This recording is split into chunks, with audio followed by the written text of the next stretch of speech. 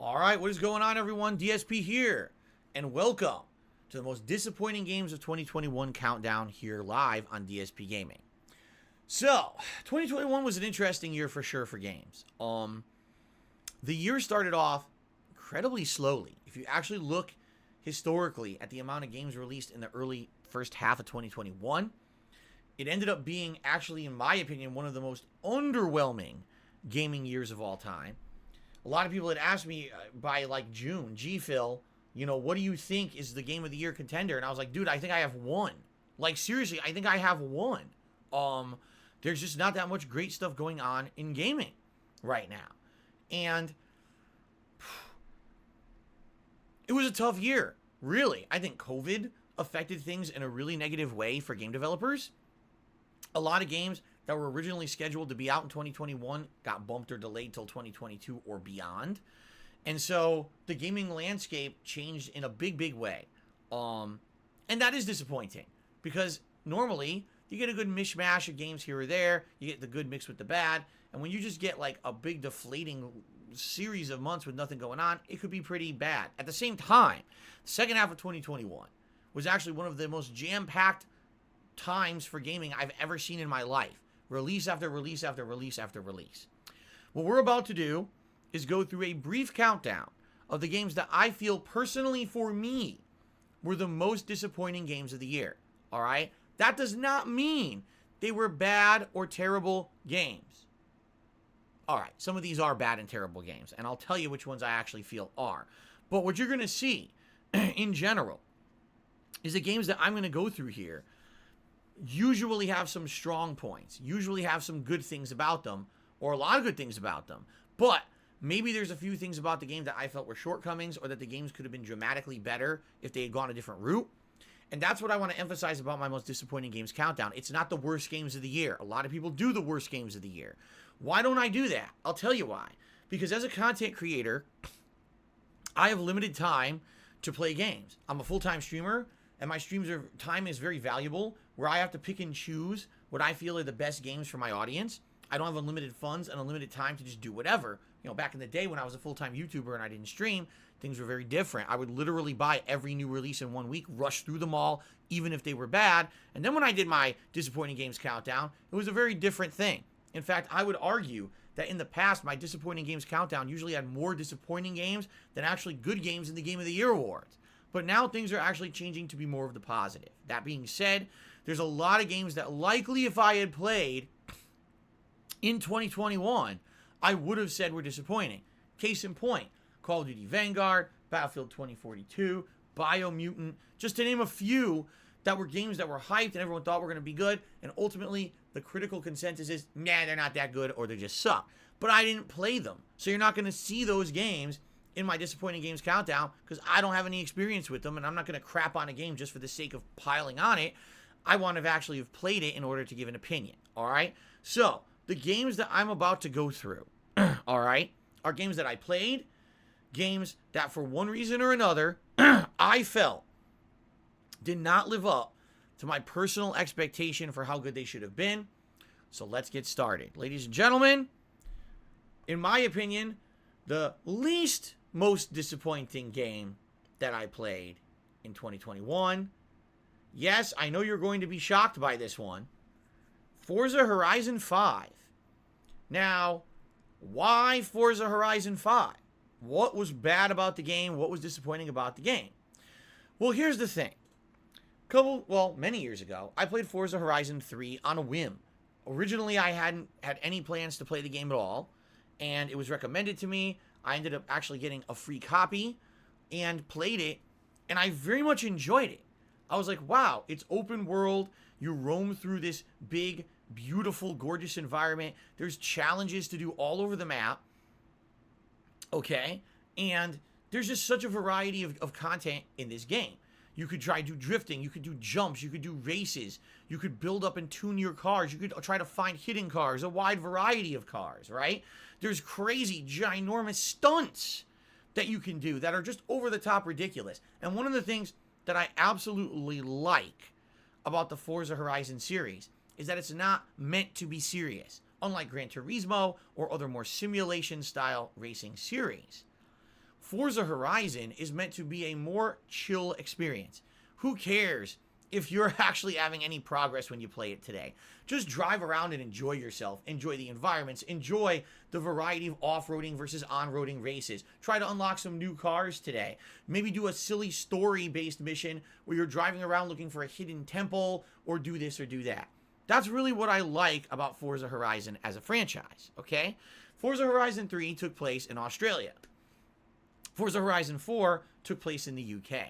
These are unique places where at both playthroughs, I actually had people coming by the streams. And when they were on the streams, they would say, oh, I'm actually from those places, and I can give you some input on the area you're in. Here, I'll tell you about this monument. I'll tell you about this city. I'll tell you about this or that, or the culture there. That was really neat. Forza Horizon 5 takes place in Mexico. There's nothing wrong with that. Mexico, from what we saw in the game, is a place of very diverse locations. You could be driving across country in an area that has a lot of trees and farmland. You could be driving on the coast, and you have a nice beach-like region. You could be driving up in the mountains that are very, very, full of rocks and stuff. There's deserts. They actually have sandstorms. So it's pretty unique. And the thing, one of the things that stood out was actually the jungle in the rainforest area, especially when it's pouring rain. It really, really stands out. Okay? Now, with all that being said, like I said, these games that I'm going to say in the Disappointing Games Countdown are not necessarily bad games. In fact, I'm here to tell you, I actually really liked Forza Horizon 5 overall as a game. But there's something about this one. I don't know exactly if I could even put my finger on it. Okay? But there's just something about Forza Horizon 5 that I think, sadly, the formula is just getting stale. And what I mean by that is, it didn't really feel like it was much of an original game anymore. You know, when I played Forza Horizon 3 and 4, they each had their own uniqueness to them. This time around, they pretty much felt almost in a lot of cases like they were kind of phoning it in.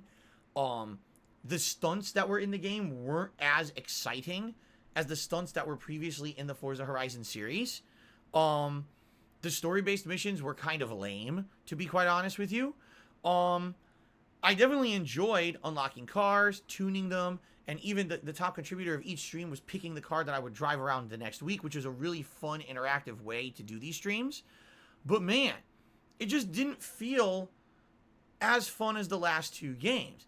And when I'm picking the most disappointing games of the year, I'll be honest with you guys, I was disappointed, and here's why. People actually reviewed Forza Horizon 5 and said that it was like the best racing game they'd ever seen. People were giving it 10 out of 10. People were saying, oh my God, it's so groundbreaking and amazing. And here I am playing it, and I'm like, I mean, it's good, but what I'm confused about is what are they talking about, right? With what is groundbreaking? It's literally the same as the last two games. And if anything, maybe that's really what it was for me. It didn't feel like they really tried to innovate it at all. It's just basically the Forza Horizon formula again. And in fact, the one thing that they tried to innovate with the online play of the game, because there was actually some online cooperative modes, as well as some online competitive modes like Battle Royale, they didn't work. I tried doing them, and they were broken. I tried doing Battle Royale, and everyone was invisible, and no one could challenge each other like they were supposed to because it didn't work. It took them several weeks to actually fix the game, to have the online functionality work, and I was already almost done with my playthrough, so I didn't really care. All right? So this is a case where, personally, I liked the game, but I just felt like it was too much more of the same. I wanted something new or different from Forza Horizon 5 that we didn't get. I mean, yeah, it's a great formula. It's an open chill world. It's interactive with my audience, but this is the third one that I've played. And by the way, it should be noted that they took extra time to make this one. This one was in development for several years, while previously they were pumping these out at a more rapid pace. So if you're taking extra time to develop the game, that's great and all, but at least give me some showing of what you were working on. And quite frankly, it just feels like it's Forza Horizon 3 and 4 all over again. The only definitive difference, the graphics. I actually felt that the graphics of the game were outstanding. Taking a look at these visuals, as you're seeing here on the Xbox Series X, full 1080p, 60 frames, gorgeous graphics, really well done in that regard. But graphics just don't make a game for me. Give me something else new to do. And there was nothing. It was literally the same stuff you had done in the last 2 games. And for me, that is a formula for disappointment. And that's why I feel Forza Horizon 5 is actually one of the most disappointing games of 2021 for me. Just based off the hype that the media built up. Saying, oh, the best racing game. It's 10 out of 10. And I play it. I'm like, it doesn't even, to me, feel as good as the last couple of games that I played in the franchise. Okay? Now, moving on. The next most disappointing game of 2021 for me is a game that had a lot of buildup and anticipation, and a game that, for a lot of people, they felt like maybe it would be a return to form for this particular game developer that had gone astray. The next game on my list countdown is Back 4 Blood by Turtle Rock Studios. Give you a little bit of history. Turtle Rock made Left 4 Dead 1 and 2 over a decade ago. In fact, Left 4 Dead 1 and 2 were games that I originally covered for my original Dark Side Phil channel way back in the day, and got me a lot of exposure because zombie games were huge back in the late 2000s. Walking Dead was at the height of its prominence, and everyone was constantly talking about zombie video games. So Left 4 Dead 1 and 2 exploded in popularity, and Turtle Rock made a bunch of money. But then they decided to do something different and released Evolve in the mid-2010s. Evolve ended up being one of the most deflating experiences ever, a game that really had almost no content at launch, only having 3 or 4 major monsters that you would control against a team of 4 hunters. Very bare bones, limited amount of maps and content, and to make matters worse, they nickel and dimed you, trying to charge you individually for expansion monsters and expansion hunters and skins. It basically flopped huge. It ended up being a ginormous sales failure, to the point where about a year or 2 after its release, they ended up making it a free-to-play game, and it still failed to make any kind of money. So, when we heard that Turtle Rock Studios was going to go back to its roots and make a game that, of course, they couldn't call it Left 4 Dead 3 because they don't have the rights to the game. So, they decided to do their own thing that essentially would be the spiritual successor to the Left 4 Dead franchise and call it Back 4 Blood. As you can see, it looks just like Left 4 Dead. You pick a character that's a unique class. Each character has its own strengths and weaknesses. You team up with other people online. You go into a survival aspect, and you fight a bunch of zombies. Now, one of the new things they added to the franchise was the cards system. A series of perks that you can equip to your character to give them some more bonuses and or in some cases some nerfs so that they can survive during this certain stage. The game also had some other unique things. Not only did it have online co-op to survive during a story-based campaign, but also had competitive modes, much like the original Left 4 Dead, where some people would play as the survivors while other people would play as controllable zombies. As you can see, the graphics are pretty good. I actually felt that the game ran quite well on the Xbox Series X. By the way, it was under Game Pass, which is an asset. You have to spend any extra money. If you're a Game Pass Ultimate subscriber, you could play this at launch. And if you played Left 4 Dead, essentially you know exactly how to play this game. All right, you're going to be grabbing loadouts. You're going to be trying to survive against hordes of zombies. One of the more unique things about this game is the upgrade system. The more you play it, the more you can upgrade the weapons and things in the game to make them better. As opposed to in the original Left 4 Dead, you didn't really have that much of an upgradable system. You just grabbed unique weapons and used them, and that was it. Being able to actually have progression with experience points, the unlockable perk cards, and the customizable weapons were some of the more unique things that they did with this game. But, sadly, the game just didn't seem to live up to the expectations that were built up to it, especially because of the insane amount of success that the Left 4 Dead franchise had. All right? First of all, the game is interesting when it comes to the dialogue and the interactions of the characters. They all seem to have their own unique personalities and the like, and that's good.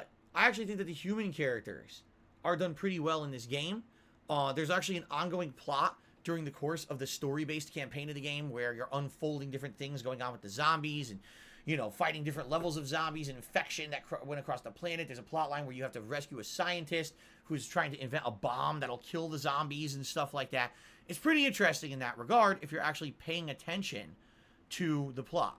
Not to say that that's needed or essential. It's just something nice to have. They purposely added that in there, didn't have to have it. But one thing that I will definitely say is underwhelming compared to the original Left 4 Dead is that even though this game has way more content, and what I mean by that is this game has a campaign that's about between 10 to 15 hours long on its own merits. It's many different unique stages, although some assets are reused and some locations are reused. For the most part, it's very lengthy, it's very in-depth, there's a lot of stuff to do, a lot of ground to cover, and it's time-consuming, which is a good thing. When you're going to buy a game, you actually want it to feel like you're not just doing the same thing over and over. You want to feel like there was actually some meat to the game. Then on top of that, there's the multiplayer modes, where again, you're either survivors or you're controlling the zombies, and that has some replayability as well. All right? But definitely one of the shortcomings of the game is that it just doesn't seem to have that it factor. I can't really describe it, can't really put my finger on it. But back in the day, over 10 years ago, when Left 4 Dead 1 and 2 were very popular and prominent games, it was a unique time. The Walking Dead was exploding in popularity, and to have a game where you were doing zombie co-op survival in a first-person setting was unique and interesting and fun. You know, in the modern day, we've kind of been there and done that. How many co-op survival games have we now played? And so to have a game like this in 2021, as compared to, say, like 2008 or 2009, definitely takes away some of its credibility. It feels like you kind of been there, done that. In addition to that, I'll definitely say that in the original Left 4 Dead games, the zombies just seemed to be way more interesting. If you remember the very unique classes from back in the day in Left 4 Dead, the tank, the boomer, the witch, all those characters, to this day I say those names, and for those of you who played those games, you probably remember them in your heads. Wow, I remember when the witch would scream this blood-curdling noise, and all the zombies would come rushing in because you alerted her. That was a unique and fun experience back in the day. I can tell you right now, after playing through the entirety of the campaign of Back 4 Blood, it's a fine game. I can't really complain that there was a part that wasn't functional. I can't really say that something was too difficult or too grindy, but what I can definitely tell you is I don't really remember anything about the game that really stood out. These zombie classes that they put into Back 4 Blood aren't nearly as interesting or unique as the ones that they created for Left 4 Dead. They tried, but I think that they kind of failed. I think at this point, zombies have been done to death to the point where what can you really do unique with a zombie game? I don't know if you can do anything unique because I think it's kind of all been done. And so maybe Back 4 Blood, if it had been released 5-6 years ago, would have been a more interesting experience and a better return to the franchise.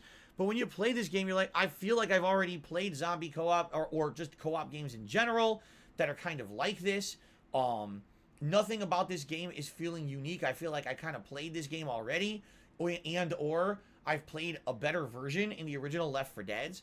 What I can definitely tell you is, when I played Left 4 Dead 1 and 2 back in the day, all right, I got hooked on this addictive formula that I always wanted to keep going back to these certain stages and replaying them over and over, whether it was people who were actually my viewers who wanted to team up with me, or even just randoms on the internet.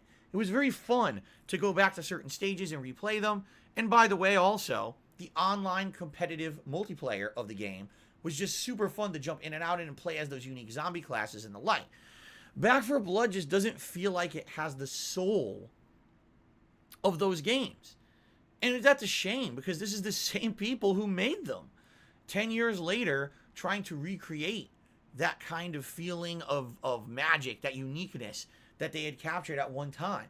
But I kind of feel like maybe that was a feeling that you can't get back. You could only have had it during that particular time frame of The Walking Dead being so popular. I mean, in this day and age, I don't really know many people who even talk that much or at all about The Walking Dead or zombie survival anymore, because it's been done to death. So to have this game actually give tons of effort, have a lengthy campaign that's way longer and way more content than the original game, but me playing through it and still never really feeling like I was having a blast, or never really having any feeling that, man, I want to go back and do that again and try to do better or unlock more stuff. And maybe that's kind of what it is, because I think the game was kind of designed to be a grind in a lot of ways. You were supposed to play through once, twice, 3 times to keep unlocking the better upgrade cards and the better weapon upgrades and the like, so that maybe it's more fun the second or third run that you do it. But then the game in that case maybe is too long. I don't want to play 12 to 15 hours that isn't so good just to play it a second or third time and it's better. I don't know. It basically just didn't capture that magic feeling for me. I thought it was perfectly functional, perfectly fine, but I just didn't have a ton of fun playing it. And after I beat it, I had zero desire to ever go back. In fact, I even had said to my viewers, gee, maybe at one point I'll go back and we'll do members-only runs where people who are channel members will join me cooperatively. And then after I beat the campaign, I was like, I don't want to go back and do that. That's just nothing really unique about the game that I feel like I want to replay it, which is the complete and utter opposite feeling that I had with the original Left 4 Dead games. So, Back 4 Blood. Definitely one of the most disappointing games of 2021 because it had potential to reinvigorate the whole zombie survival franchise, co-op kind of, run and gun gameplay of the Left 4 Dead era, and it really failed to do that. In fact, I hate to say it, but people now, taking a look at numbers, okay, on Steam and stuff, more people currently today are playing the original Left 4 Dead 1 and 2 games on Steam than Back 4 Blood, the new game that just came out in October. People played through Back 4 Blood once or twice, said, screw it, and went right back to the originals. And that's saying something.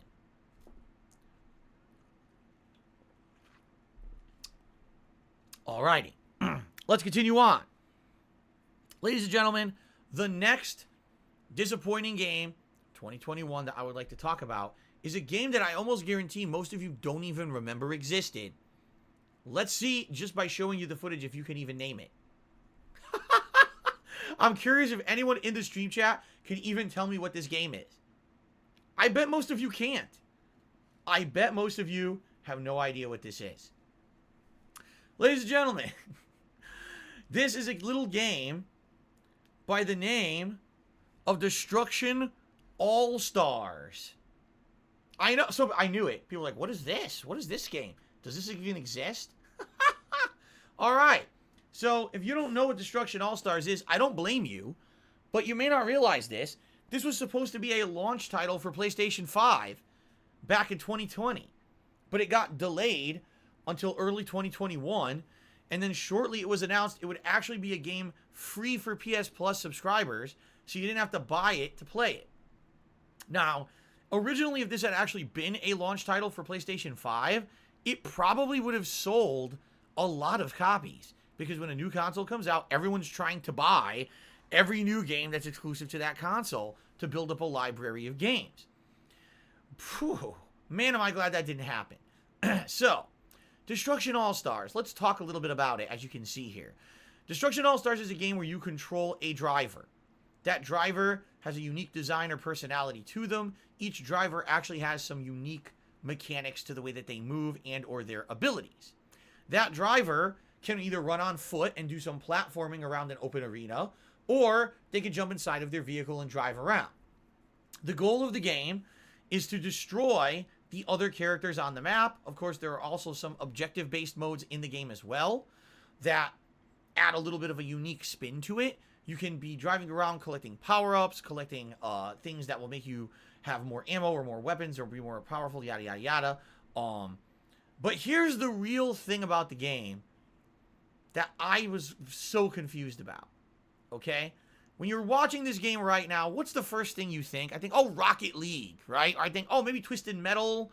And the one thing you think of is, man, I just can't wait to drive my car right up behind that guy and hit him with a missile and blow him up.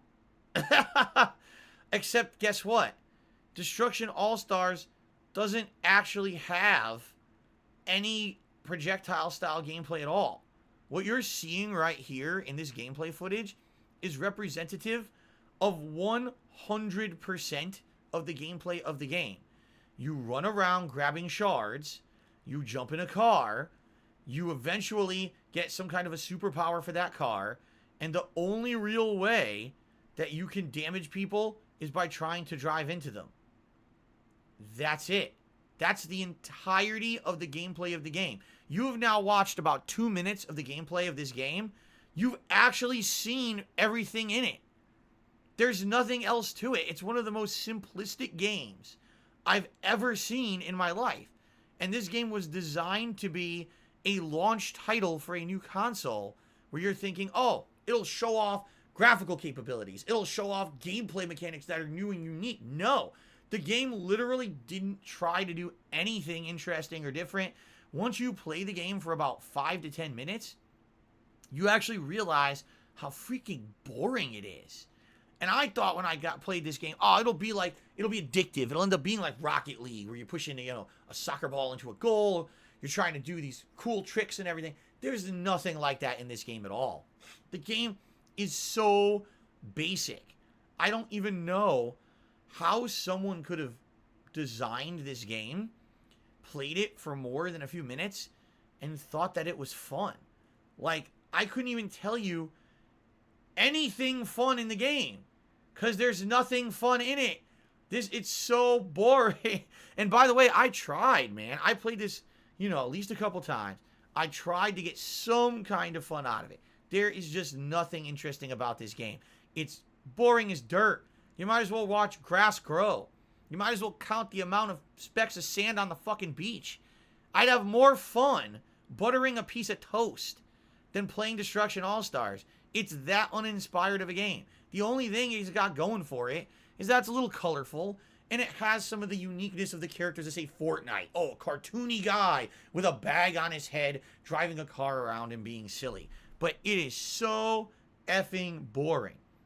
I couldn't recommend anyone play it more than just a few minutes.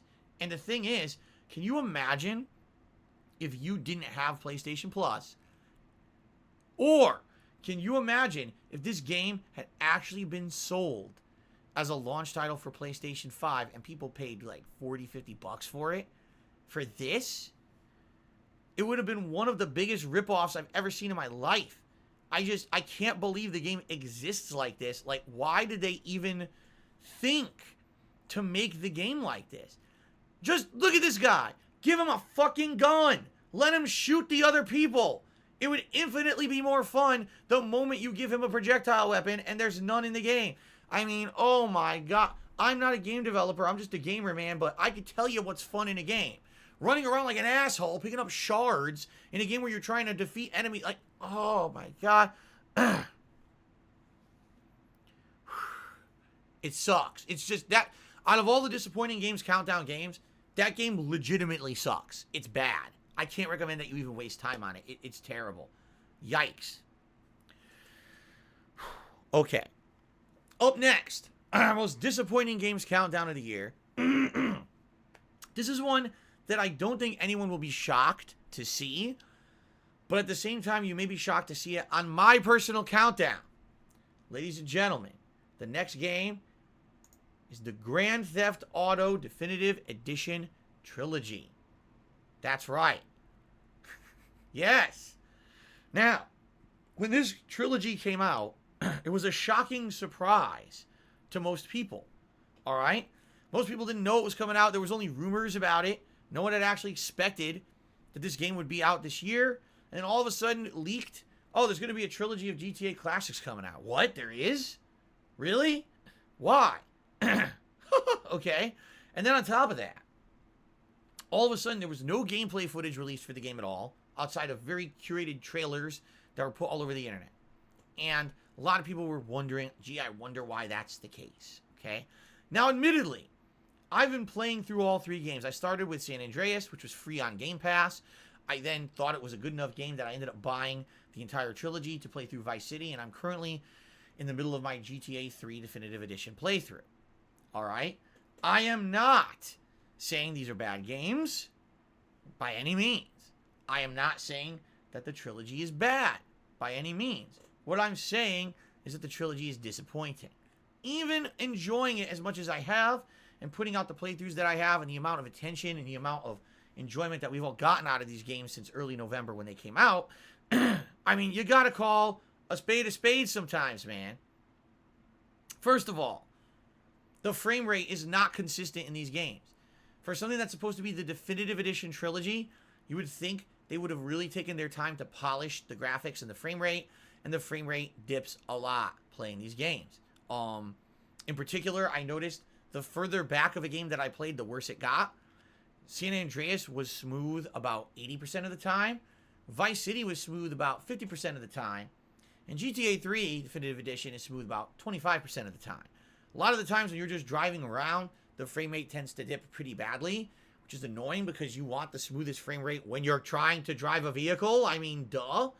But it just isn't there. As you can see, the graphics are definitely dramatically improved. The lighting is something that's a great addition because the original games had insanely bad lighting to the point where a lot of the times you couldn't even see where you were going or what you were doing in an alleyway or if you were out in the country, especially in San Andreas. However, for a game that's supposed to be the definitive edition, you would have thought that maybe they could have done something a little more, right? Maybe make the models look a little bit better, maybe tweak it just a little bit more, and they really didn't, okay?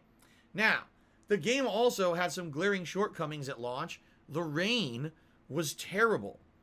I don't particularly have a clip for you to show the rain, which I did, but I couldn't find one in the videos that I had actually saved from the playthrough to use in this countdown.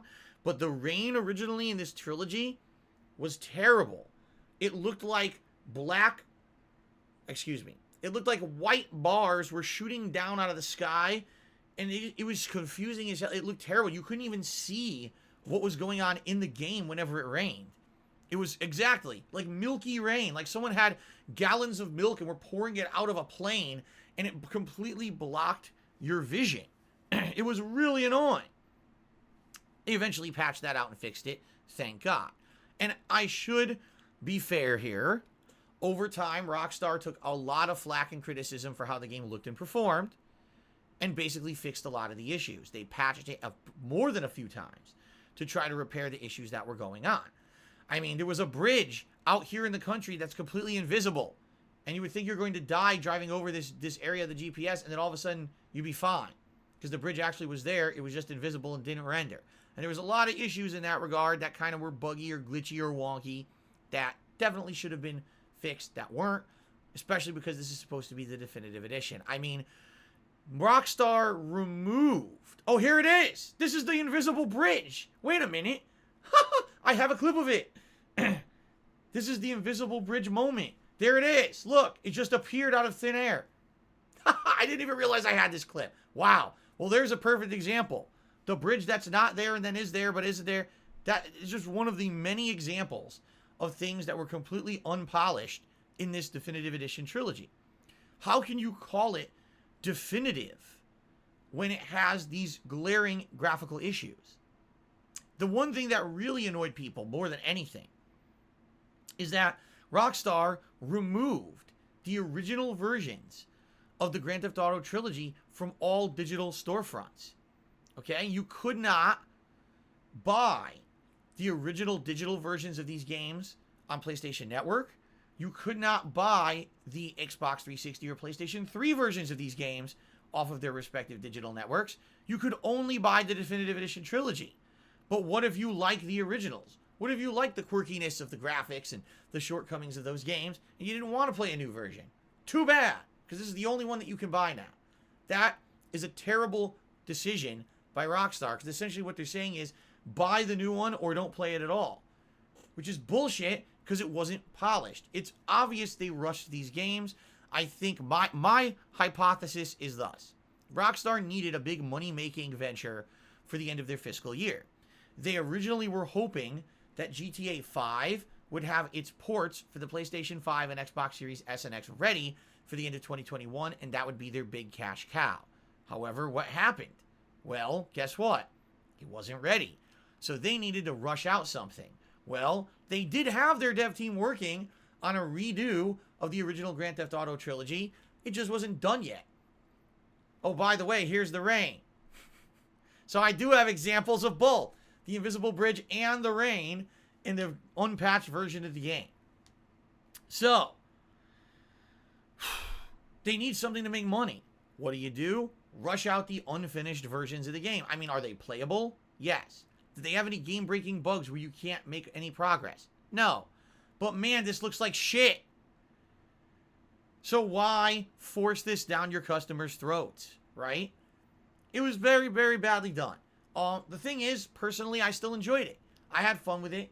I enjoyed replaying these games, and eventually they did patch them out, and a lot of the graphical issues are now fixed. But there's absolutely no excuse to be re-releasing something you're calling Definitive Edition, and this is what you're playing. Look at this shit. I can't see anything. This is worse than being in a fucking snowstorm at the North Pole. Jesus fucking Christ. This is worse than the snow overlay I used to use for Christmas videos back on DSPGaming 10 years ago. Oh my god. Anyway, that's it. GTA Definitive Edition Trilogy. Definitely disappointing. Should have been better at launch. Alright. Let's continue on. Shout out to Go Team Venture with the very first tip of the day. A $10 tip, and he says, Milky Rain. Yes. Milk, or maybe paint. Maybe it's whiteout. I don't know, but it was very disturbing. Chicken Man tipped me $1.50, says, FYI, you have not been able to buy the so-called original trilogy for years on the storefront. You've tweeted many things in those versions over the years, including removing music and other things. You mean tweaked. That is true. That sadly the original versions of the games really aren't purchasable anywhere but on disc, because they lost the licensing rights to having a lot of the musics in the game. So you can't just buy those versions anymore because they would be illegally distributing those music selections. So yeah, you're absolutely right in that regard, but still, there were still the Xbox 360, the PS3 versions that in my opinion were actually better than some of the issues. Like that fucking rain is terrible. Okay, alright. Let's continue on. Ladies and gentlemen, the next most disappointing game of 2021 for me was Ratchet and Clank, A Rift Apart. Uh-oh. Now, this is where people are going to start to get upset with me, because this, for a lot of people, was actually one of their favorite games of the year. I'm not here to tell you that it's a bad game at all. In fact, I'll agree with you. It actually is quite a good game. Okay? Take a look at these graphics on the PlayStation 5. Look at the lighting, right? I actually chose this particular stage because I felt this was actually graphically one of the better stages of the game, showcasing what the PlayStation 5 graphics could do with lighting and such. And I definitely feel like Ratchet and Clank Rift Apart is a very worthy installment to the franchise. This is not a stinker. This is not a bad game at all. In fact, it's a very good game. However, this was meant to be a system seller of the PlayStation 5. For a lot of people, it was supposed to be the system seller of the PlayStation 5 for 2021. And a lot of people hyped this game up as kind of being the reason to buy the console. And also, the very first game to push the graphics of the PlayStation 5 and show off what it could do. Now, at first glance, you're looking at this, you're like, okay, great, look at the lighting, right? And look at everything going on in the game. Okay. And one of the major mechanics of the game is the rifts, the actual dimensional portals between worlds. And they don't have any loading. You can walk between these dimensional portals and actually walk straight into a new world that's different than the one that you're in. And it doesn't have to load. That definitely is a huge thing, and that speaks to the power of the SSD hard drive that's inside of the PlayStation 5, okay? And I will even go as far to say that early on in the game, when you're first using some of the weapons and the unique items of the game, it feels pretty innovative. When you're actually getting the haptic feedback in your PS5 DualSense controller, every weapon feels unique and different. When you're firing one weapon that's giant rockets, you'll actually feel like the whole thing gives you kickback when you're firing the weapon. When you're firing a machine gun, you'll actually feel like the rapid fire kick of that machine gun. In some cases, when you're using the right trigger to actually fire a weapon, dependent on how hard you hold down the trigger, it'll give either standard fire or alternate fire. Where if you do like a half click on the trigger, it'll do one type of bullet, and if you hold it down, it'll do a completely alternate type of fire. That's cool. I actually thought that was kind of innovative. But I will say this. The gimmick runs out about halfway through the game. As you continue to play through Ratchet and Clank Rift Apart, what you start to see is that kind of the game is a one-trick pony. Okay, so what's innovative about the game? The graphics. Okay, what else? The haptic feedback. Okay, what else? Well, there's dimensional portals. Okay. But is there anything actually new added to the game? Like, is there anything in the game you haven't done before? Well, you got hoverboard racing. You've got shooting things in gauntlets and arena. You've got endless waves of enemies that you need to kill with a variety of weapons that you unlock over the course of the game. This is sounding familiar. It's sounding kind of like every Ratchet and Clank game I've ever played. And in my opinion, that's kind of one of the biggest shortcomings of the game, is that this was an opportunity for them to maybe take Ratchet and Clank in a new direction and show off something new or different that you could do with the franchise now that it's on PlayStation 5. And instead, they really feel to me like they played it incredibly safe. It feels like they didn't really want to take chances. They just wanted to show off what they could do graphically with the console and just say, okay, you know, that's a day. That's it. The story of the game is good, but about halfway through, it just kind of forgets what it's doing. And a lot of the things that you're doing, either as Ratchet or the new character, who's the alternate dimension version of him that's a female, isn't very exciting either. The ending of the game is also kind of underwhelming. Again, the first half of the game, when you're first jumping dimensions and you're fighting alternate versions of the villains and stuff from your universe, is kind of interesting. But about halfway through, even those characters start to lose their way, and it's not nearly as exciting as the first half of the game. And also, the new weapons that you unlock near the end of the game are essentially kind of just modernized versions of those same weapons you've used in previous Ratchet and Clank games without anything new added to them. And also, one thing that I found was really weird, about halfway through the game, remember I mentioned the alternate fire that you use with the right trigger? You hold it down halfway, it's a different bullet than if you pull it down the whole way. The entire, like, final 5 to 10 weapons of the game don't utilize that at all. Which is very odd that it's like the early weapons do, almost to say, oh, look at the new stuff we did. Oh, by the way, halfway through the game, we forgot all about it, and now it's just back to old Ratchet and Clank gameplay that you've done a million times before. So, if you want to do a very pretty version of Ratchet and Clank, and if you were a fan of Ratchet and Clank from the previous versions of the games on the PlayStation consoles, you're not going to say there's anything wrong with this game. In fact, I don't think there was anything I really complained about during my playthrough at all. I felt that the frame rate was great, the graphics were good, the weapons were fun. But man, once you start to get to the end of the game, it just kind of feels like more of the same over and over and over. And you kind of forget that you're even playing a new Ratchet and Clank on PS5. It just feels like it's the same franchise. And one thing that I will say that is disappointing, they really didn't do much uniqueness with the bosses. In fact, some of the boss robots and or monsters are reused tons of times in the game.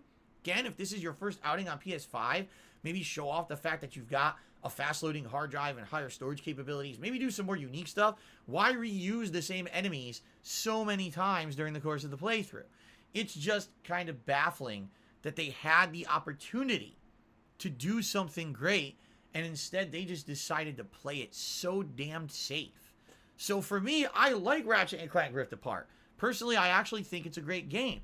But man, when you look at the potential of what they could have done, being on PlayStation 5 for the first time, it kind of feels like it's squandered. It's got to be ranked as one of the most disappointing games of the year for me. Okay? Harry Butthole, to me $1.50, says, Happy New Year, hope you're feeling well. I am, thank you. And then he did another $1.50 tip. He says, I haven't followed mainstream gaming this year other than Judgment and the infinitely delayed Vampire Masquerade. Nothing stuck out to me. Maybe I'm getting old, or maybe games are getting less interesting. You know, we kind of talked about that with the Back for Blood segment, that things that maybe used to be interesting just aren't as interesting anymore because we've kind of been there, done that, seen it before. And even when people are putting effort into trying reviving these franchises, it doesn't really work. You need innovation. And with Ratchet and Clank, there's no innovation. So why would you say that that's a game that lived up to expectation? And that's why I feel like it was deflating. Okay. Ladies and gentlemen, the next most disappointing game 2021 for me is, surprise, surprise, I'm sure you're all shocked and appalled that this one was going to end up in my most disappointing games countdown. Ladies and gentlemen, it's Deathloop from Arcane Studios. Now, this is kind of a unique situation, all right? And here's why I say that. I actually didn't have many or any high expectations for Deathloop up until about a week or two before it came out. All the stuff that we had seen about Deathloop over the years, it's kind of like, meh, it looks like it'll be okay. Arcane Studios has been around the block at this point. They made Dishonored 1 and 2, as well as a standalone expansion. They made Prey, which actually was a game that I felt was really, really good, and I enjoyed Prey a lot more than a lot of other people did. I don't know, it's my personal preference. And so when a new game was announced that was going to be kind of like open world roaming like Dishonored and or Prey, but was going to have roguelike mechanics like Returnal that I had played earlier in the year, I was like, well, I guess we're going to have to see how it's implemented. The game definitely has its own unique style and flavor when it comes to the writing and the plot and the characters. It's got a unique and groovy soundtrack, a visual style all its own that's kind of cartoony and weird, I guess would be the best way to describe it. Like, none of the enemies even have actual faces. They're all wearing weird masks and look like mannequins, which is odd. It's kind of hard to put your finger on what they were going for artistically with the game. I do like the way that they actually implemented the roguelike mechanics, meaning if you get a new unique weapon or a new ability, you have the ability to permanently unlock it if you get enough points built up during a run in the game so that you can have that for your next run. I also like the fact that the uniqueness of the game is that you're trying to assassinate a ton of people all within one day's time, and that you have to go through the game multiple times to figure out ways to kill them all and not hinder killing another one, because you can easily kill one or two targets right away, but then that basically locks the ability to kill the others in the same day. You have to go through so many different runs looking for secrets, looking for ways to make the stage perhaps kill the person rather than you actually kill the person. So I actually liked that about the game, all right? But the game had a lot of shortcomings. First of all, undoubtedly, if you're watching this right now, you're going to say, this kind of looks like Prey. It kind of looks like Dishonored. You're absolutely right. That's because the game basically is a combination of Prey and Dishonored. It's got the gunplay of Prey and the abilities of Dishonored combined. And the funny thing about this is some of the abilities look identical. There's actually the ability to teleport from one area to another. That's exactly the same as it was in Dishonored. There's combat abilities that are ripped directly out of the other franchises Arcane has already made. So to me, it's kind of like, I'm playing the game, it's like, okay, I feel like I'm playing a mishmash of the other games Arcane made. That's alright, but it's definitely not, like, amazing or anything. Also, this game was chock full of bugs and issues at launch. For example, I found multiple times where there were weird physics bugs. I would fall 1 foot and land and take monstrous damage as if I had fallen a ridiculously long way. Doesn't make any sense. Obviously, the physics are screwed up. And there were many instances during the course of the game where things like that would happen, or there would be a weird situation where an enemy would kind of get stuck or whatever. The game definitely needed a little bit more polish, I felt, before being released. Overall, the game's still functional, and you can get along with the game. It's not like it's unplayable, or you'll find yourself in a bad situation where, oh no, I played through an entire day and it wasted my time because now there's a glitch or anything like that. But at the very same time, it definitely could have been more polished and more feeling more finished before it released. Now, you may say, well, Phil, all right, that's all well and good. Why is this game one of the most disappointing games of the year for you? Okay, well, it's got unique roguelike mechanics. It's got all the mechanics of previous Arcane games. Not to say that these things don't come together to become a good game. And actually, I'll argue with you, it is actually a pretty good game overall. The reason this game is disappointing to me is actually not because of anything Arcane Studios did.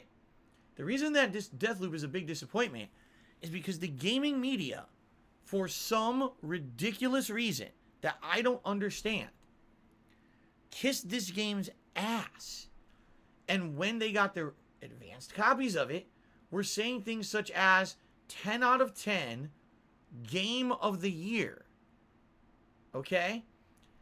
I couldn't tell you a single reason why I would think this game is game of the year. Okay? First of all, it has flaws and bugs with the physics, with things about the game just at the get-go. It's not a perfect game. So just objectively, before I even get to other things, I could tell you a game with game bugs and stuff in it should not be 10 out of 10. Just shouldn't be. I just don't get it. Now, on top of that, the game reuses assets and or ideas from the previous Arcane games. Maybe if I hadn't ever played an Arcane game before, I would have enjoyed this game a lot more. But I did. I played Dishonored 1 and 2. I played Prey. I've seen a lot of these abilities and things before in previous Arcane games. So basically, it makes me kind of like feeling as if maybe the game isn't unique enough to be said it's the best game of the year. Like, don't get me wrong. I played through the game once. I had a good time with it.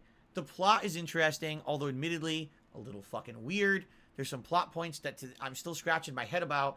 And after beating the game and getting one of the endings, it didn't feel super fulfilling. I almost feel like maybe you need to play through the game 2 or 3 times and see the various ending opportunities and the way that the plot can change depending on your choices at the end of the game. Maybe then it would have been a more fulfilling situation for me. But my one run in the game was all right. I had fun with it. I actually did enjoy killing off all the targets in a unique way at the end and getting it all done in one day. But by the end of the day, when I beat Deathloop, I basically kind of felt like I could have skipped it and not really missed anything. And ultimately, when you're talking about a game that should be a Game of the Year contender, that should be a game that sticks with you all year. You know what I'm saying? That's a game that when you play it, wow, that really just stuck with me. It really felt like it innovated or it did something unique or fun or interesting that I'm going to be talking about this game for a long time. Ladies and gentlemen, Deathloop was literally the opposite. When I beat Deathloop, I never gave it a second thought. I never wanted to go back to it. I never even remembered it existed. I almost feel like this game didn't need to exist. It didn't do anything uniquely or innovate anything. You've played roguelikes that are better than this. You've played first-person shooters that are better than this from Arcane before. It just kind of is. That doesn't mean that it's not a good game that's worth playing, but what it means is I have no idea where the overhype came from gaming media for this game. And to me, a game that everyone is saying is Game of the Year, and I play it, I'm like, wow, this is kind of been there, done that for me. It's confusing. It makes me scratch my head. I mean, I'm a gaming content creator, and I pride myself on giving you guys honest opinions and fair judgment on games that I play. I would actually feel dishonest if I told you that this game kind of innovated or did anything special or different from other games that I've played from Arcane. I just don't know how the gaming media got away with this, because so many mainstream gaming media outlets reviewed this game as 10 out of 10, and yet they never really justified it. I don't know if there was collusion. I don't know if there was something going on, but man, it was disappointing to me when I finally played it, and it didn't live up to any of the expectations that the gaming media had laid out for me. It just kind of was meh. So there you have it. Sometimes a game can actually be disappointing, not because of the game itself, but because of the unfair expectations that gaming journalism and gaming media can create for that game. And that's a bad thing in the modern era.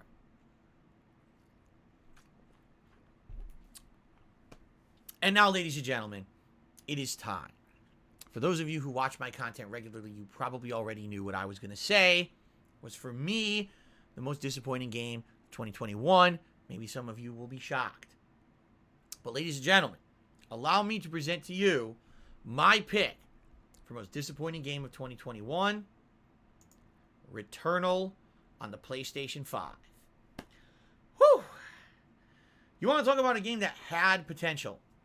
Because when I first started playing Returnal, I was blown away by the graphics. I was blown away by the weapons, the uniqueness of the enemies. Yeah, I liked it. And the game had this very unique, suspenseful plot line that kind of kept you going, kind of pulled you along. Will she ever get out of the time loop? What is the time loop? What created the time loop? How does it exist? Is this real or is it all in her mind? Is this a psychological thriller or a real alien adventure, right? And when she starts finding some cool and unique things in the game, like her house on the alien planet, doesn't really make sense. Obviously, you think that there's some kind of sinister plot going on, and it basically makes you want to keep playing to find out what's going on in the game, okay? Returnal, on its own merits, is not a terrible game. Again, just because I'm saying it's the most disappointing game of the year for me does not mean that it's a bad game, okay? But what it means is that this game, I had very high expectations for it. There's so many people kissing the game's butt. In addition, again, a PlayStation 5 exclusive. There were so few of those in 2021 that to finally be playing one, you would expect better or expect that this game was going to be groundbreaking or innovative. All right? In a nutshell, Returnal is a third-person shooter with roguelike or roguelite mechanics. What that means is that there's randomly generated stages that have similar things in them, but in general, every time you enter a different stage, or the stage is going to look a little bit different. It has RNG drops, meaning you don't know what weapons you're going to find, you don't know what upgrades you're going to get during the course of playing through a stage. In order to make progress, you have to hit a certain level of progression and then beat a boss. Once you defeat said boss, then the game will allow you to have a shortcut back to that point, or eventually actually bypass that point entirely and move on to a future stage. A lot of roguelikes have this aspect to it, okay? So I'm not here to criticize the greater design points of roguelike games. All right? In fact, I will praise this game for a few different reasons. First of all, the graphics are great. Take a look at this. Very detailed, beautiful lighting, creepy. The design of the enemies over the course of the game gets increasingly more interesting. By the end of the game, there's many different enemy types that are in it that are kind of fun to fight and or experience. And I definitely don't want to downplay the fact that the gunplay is functional and fun. The gunplay is very responsive. And actually, during firefights with many different enemies, you feel like you have total control over the situation, dashing and dodging around, especially once you get the better upgrades and abilities later on in the game. You feel pretty damned powerful when you get a good loadout, okay? But I guess I should emphasize when you get a good loadout. Because the game is RNG, you may have a run where you get the worst loadout possible and you just have to deal with it. And that's not fun. I mean, yeah, I like challenge, but I like beating a game because I actually mastered the mechanics of it and I made progression over the course of it, got better, and then by the end, I kicked its butt. I'll give you a perfect example of that. Go watch my Sekiro playthrough from 2010, where when I started playing the game, I sucked ass. I couldn't parry, I couldn't do the combos, I couldn't do anything. By the end of the game, I mastered the mechanics, and I beat the final boss on my third shot. Faster than most people who ever played it, okay? And whenever I did something in Sekiro, the game saved it. So even though I was dying, when I finally made some progress, it stuck around. Returnal is a game that sadly does not respect your time as a gamer. First of all, it needs to be said that the game at launch did not have any set checkpoints and also did not have any save points. The only way that you could save your progress in Returnal was basically to hit a milestone in the game. As I've already mentioned, kill a certain boss and unlock a shortcut, and now that shortcut is permanently unlocked so you can bypass an entire segment of the game. Or find a critical upgrade that will stay on you forever, so at least you feel like you didn't waste your time when you have to turn the game off. Because at any time you're playing Returnal, if you have to turn the console off, guess what? You lose your progress and start back at the beginning, much like any other roguelike. However, I can very firmly tell you that over the course of 2021, I played other roguelikes that do the roguelike formula way better than Returnal does.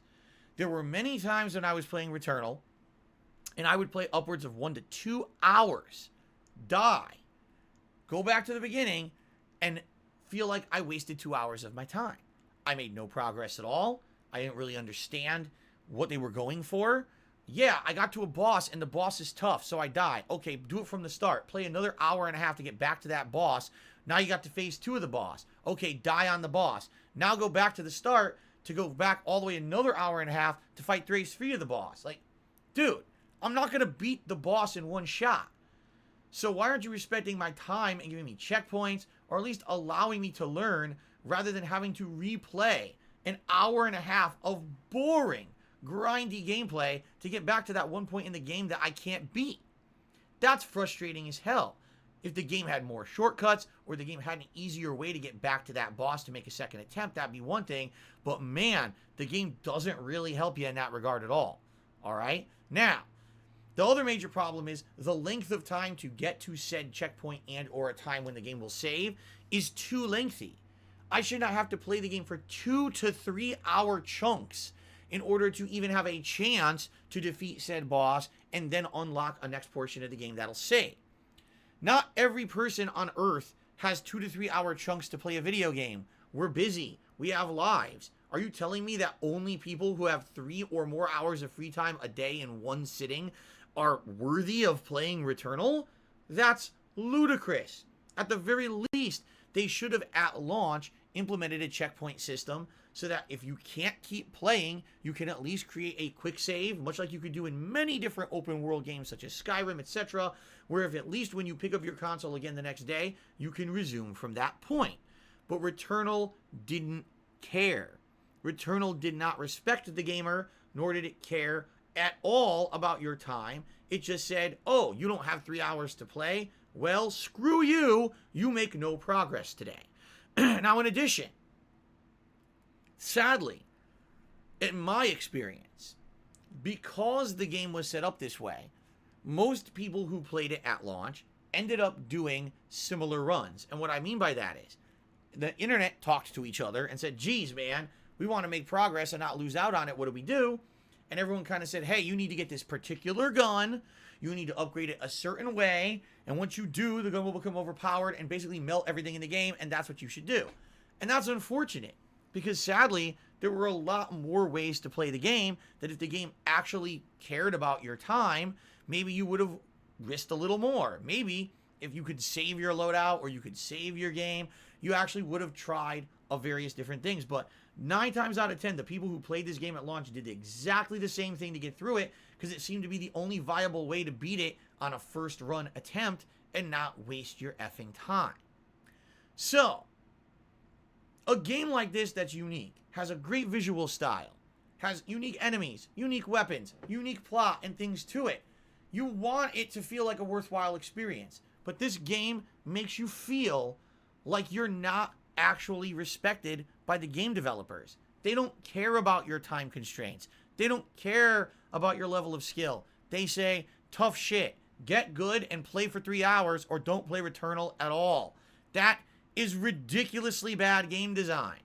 And so many people kind of just glossed over this and brushed it off when the game came out. Sorry, but for me, this actually was one of the roughest playthroughs I did this year because I'm a gaming content creator with a set schedule of streams. I just don't have time to play games at giant length every single day. And it frustrated me that some days I would play this game and literally make no stickable progress because of the way that the game was designed. Okay? Now, ultimately, the game is not bad. It actually is fun to do a full run of. But to give you some perspective, my playthrough of the game was about 28 hours long. If the game actually had checkpoints and save points, I firmly believe my playthrough would have been 10 hours because I wouldn't have been forced to redo the same 1 to 2 hour loop of gameplay over and over and over and over and over and over and over in order to get to a point where I didn't just die on a boss and I could actually make progression. And just to give you guys some interesting perspective on that, at the times when I actually did make progress, no exaggeration, I would actually beat multiple stages of the game in one run. For example, once I beat the first and second stage, and I got to the third, it took me over 10 to 15 hours to beat the third stage. But then, I beat the fourth and fifth stages back to back and never had to play them ever again. In one sitting. That is a problem. That tells me the game was poorly designed. Why did I have to waste 15 hours on stage 3, but then I could beat 4 and 5 in one go because of the way you designed your game, and I'll never even see that shit ever again. It's just terrible game design. Now, for some of you, you might argue with me, Phil, you're off base, I still enjoyed it, yada, yada, yada. All right, fair enough. But I have to say this then. Why is it that after this game was out for about 6 months, Housemarque, the game developers of the game, added in quick save checkpoints, right? If I'm so horribly off base with my criticisms of Returnal, okay, why did the game developer change the game due to the amount of complaints they received? Right now, if you buy Returnal, okay, and you play it for like 2 hours and you have run out of time, you could make a stopping point. And then you could boot it up tomorrow and resume from your stopping point. You see?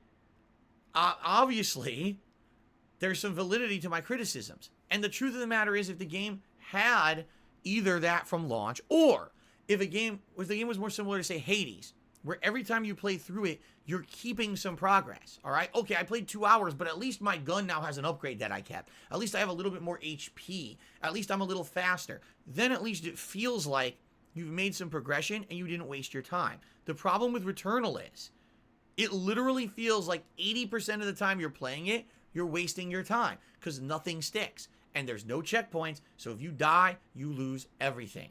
Terrible. A game that literally has about 5 to 10 hours of content that takes you 30 hours to beat because it was poorly designed. That is the definition of a gaming disappointment for me. And for me, that is absolutely the most disappointing game of 2021. Harry Butthole tipped another $1.50 and said, gaming media rely on the support of publishers. They're almost always going to put an overly positive spin on otherwise meh games. And then he also did another tip and says, I hope we get another David Cage game in 2022. I know the writing isn't always good. His games scratch an itch that nothing else currently does. Personally, I don't think I've ever had an issue with the David Cage plot. I like the games a lot. And I hope that the next game he puts out is pretty good, lengthy, because Detroit Become Human did so well that I'm hoping that they can ride that popularity and that success to make something even greater. Justin R. has tipped me $20.22, 2022. And he says, here's to a positive and successful new year. Thanks for your hard work and persevering through everything that 2021 threw at you. Thank you so much, Justin, for that very generous tip. Biggest one of the day so far.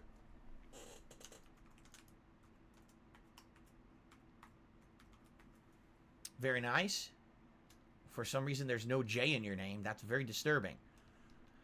Well, what it might have been is I typed out your name, but then I died halfway through typing it, and Returnal deleted half of your name. Keeping Light, tipped me $4.20, says, I see you're playing Resident Evil 4 again. Wondering if you'll consider playing it on professional difficulty when you finish on normal. I am not going to be replaying it again once I beat it this time. The answer is no. But thank you very much for the support. All right, ladies and gentlemen, that is it for my most disappointing games of 2021 countdown. Again, probably very different from what other people do with the series like this, because most of these games are pretty good. I think out of all those games I just counted down, only one of them actually really outright sucked. The most of them all have positives that make them pretty decent games to experience. But man, there were reasons why I was disappointed with them in this year. So let me ask you guys a question. What do you think? Do you agree with me? Do you disagree? If you're watching this video on demand on YouTube, you can leave a comment. Yeah, for the first time in over 5 years on my year-end series videos, you can leave a comment and say if you agree or disagree. You can have discussion. I know, mind-blowing that on YouTube you can leave a comment on one of my videos, but you can do it. So please consider it. If you like the video, please like it. This is awesome because now we're going to actually have year-end series that actually have some discussion around them for the first time in so long. All right, guys, so thank you so very much. Hope you enjoyed my most disappointing games of 2021 countdown.